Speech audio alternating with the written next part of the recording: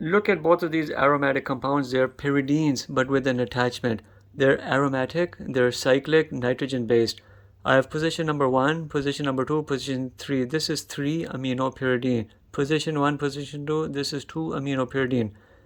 2 amino pyridine, 3 amino pyridine, which one is more stable? Let's find out. You would have to get your answer here from the previous step. But before we look at that, let's look here at the fundamental reaction which started at any NH2 in the presence of NH3 ammonia.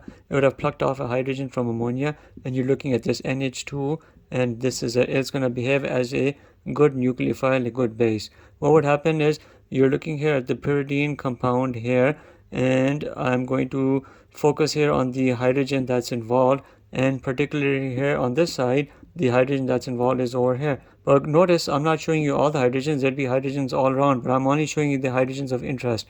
In this particular case, the NH2 right here, it would attack over here, NH2, and you would displace this double bond, the electrons over here, and you would see this generate over here, this intermediate. And I'll show it to you. The negative charge will end up here on the carbon. You have your hydrogen, you have your NH2, and you see it.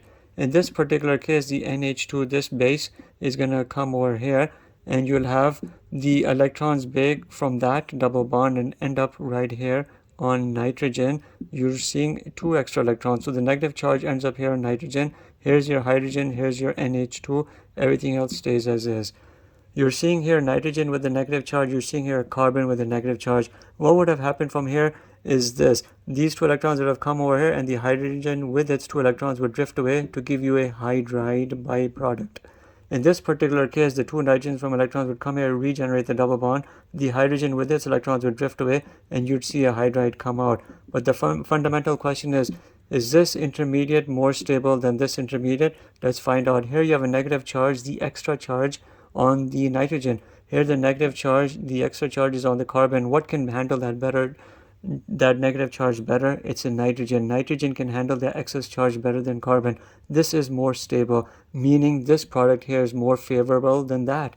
The 2 amino pyridine is more likely to be generated over 3 amino pyridine, simply because in this particular case, a negative charge ended up on the nitrogen, and it can handle that better than in this particular case where the carbon bears that extra charge. This is the more favored product, as you see, 2 amino pyridine.